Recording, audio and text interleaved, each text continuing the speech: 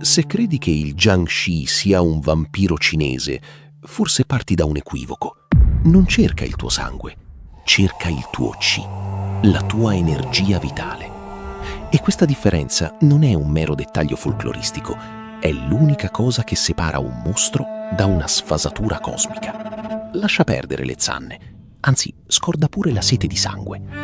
Quello che hai davanti non è un predatore, è un corpo che ha smesso di aspettare. Nella Cina meridionale del XVIII secolo, la morte non era un confine netto, era una transizione, un passaggio che chiedeva precisione e rispetto. Il tempismo, quello era sacro. Un defunto non veniva semplicemente sepolto, veniva accompagnato. Ma se il rito si interrompeva, oppure il terreno non era allineato e il lutto restava senza offerte, qualcosa si bloccava. Il corpo non si decomponeva, si irrigidiva. La pelle assumeva il colore della cera fredda. Le articolazioni si sigillavano. Non era vita, neanche morte ormai. Era stagnazione. Troppo yin accumulato. Un'anima corporea, il Po, ancora ancorata alla carne, quando avrebbe dovuto dissolversi o elevarsi. E quando l'equilibrio cosmico si spezza, il corpo non resta fermo, si muove, non per fame, diciamo per incompletezza, un debito rituale che la terra non ha chiuso.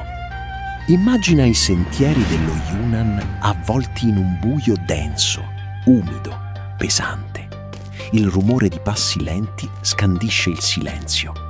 2 lunghe aste di bambù fissate ai lati di una bara di legno grezzo. Il trasportatore avanza, il cadavere oscilla, avanza a scatti. Un passo rigido, poi un altro. Ganshi, guidare i morti verso casa. Pratica nata dalla necessità, ripetuta come un orologio, indispensabile.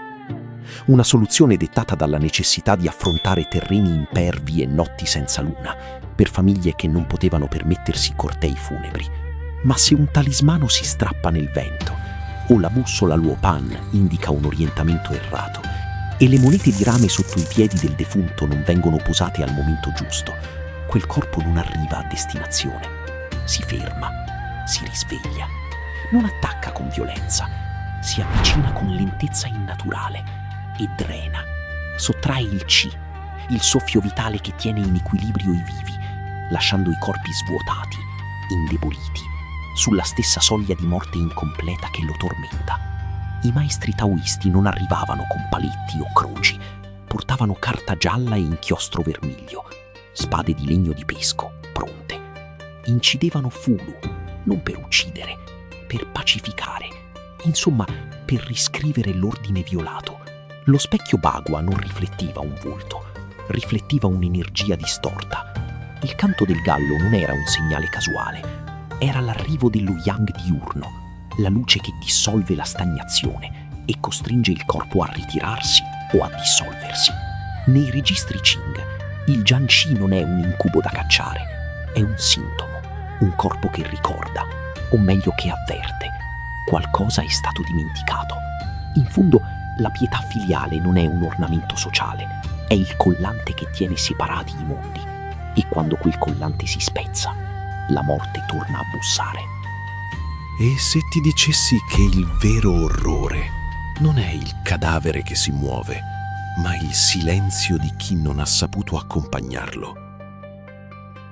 Oggi lo abbiamo trasformato in un'icona globale. Un boss da sconfiggere, un personaggio dai salti goffi, vestito da mandarino con un talismano giallo sulla fronte. I videogiochi lo hanno ridotto a una semplice meccanica di gioco. Il cinema di Hong Kong lo ha trasformato in commedia slapstick, mescolando estetica King e umorismo fisico. Ma sotto la superficie digitale, il Jiangshi continua a parlare. E guarda, la sua voce è più attuale che mai. Parla della nostra epoca della produttività infinita, del burnout cronico, dell'energia che sprechiamo senza ricaricarla. La diamo, ma senza mai ricevere. Accumuliamo, insomma, senza chiudere mai i conti. Il suo drenaggio del Qi non è un atto di violenza. Segna una condizione che, guarda, riconosciamo. è la spia di chi corre senza meta e lavora senza sosta, o di chi vive semplicemente in debito permanente con se stesso. Ma c'è un livello più profondo, più oscuro. Il Jiangxi è la paura del controllo perduto. Nella Cina Qing la gestione dei morti era ordine sociale. Una tomba fuori posto, un rito omesso o una famiglia dispersa per povertà. Tutto questo generava instabilità. Il Jiangxi emergeva dove l'ordine vacillava. Era il monito fisico. Il caos rituale si paga. E come? Oggi, per molti di noi, il lutto ha cambiato forma. Distanze geografiche, vite frammentate, commemorazioni che passano da uno schermo. Il Jiangxi non giudica il nostro tempo, ci costringe a una domanda. Se un corpo ha bisogno di un rito per trovare pace, cosa succede quando quel rito manca, oggi come allora? Forse temiamo che qualcosa rimanga incompiuto. Ci chiediamo quali legami lasciamo in sospeso o quale energia abbiamo dissipato senza chiudere il cerchio. Il mito non è un reperto polveroso, è un campanello d'allarme.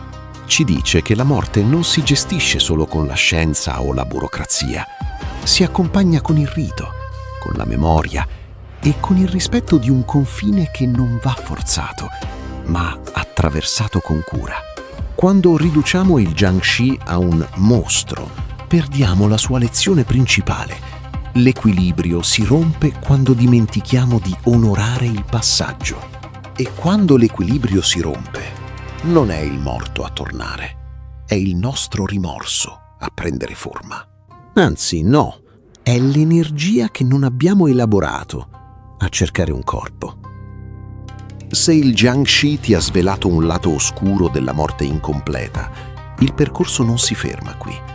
Perché se questo corpo rigido è l'errore rituale che drena energia, c'è un'altra figura, altrettanto fraintesa, che nasce da una ferita diversa. La vendetta di chi non ha trovato pace. Gli strigoi.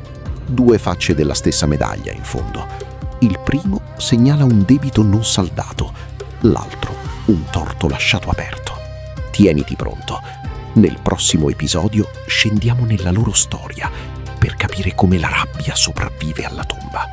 Intanto dimmi nei commenti, qual è il rituale, grande o piccolo, che non lasceresti mai incompiuto? La tua risposta forse potrebbe già ispirare il prossimo viaggio di Atron Vox.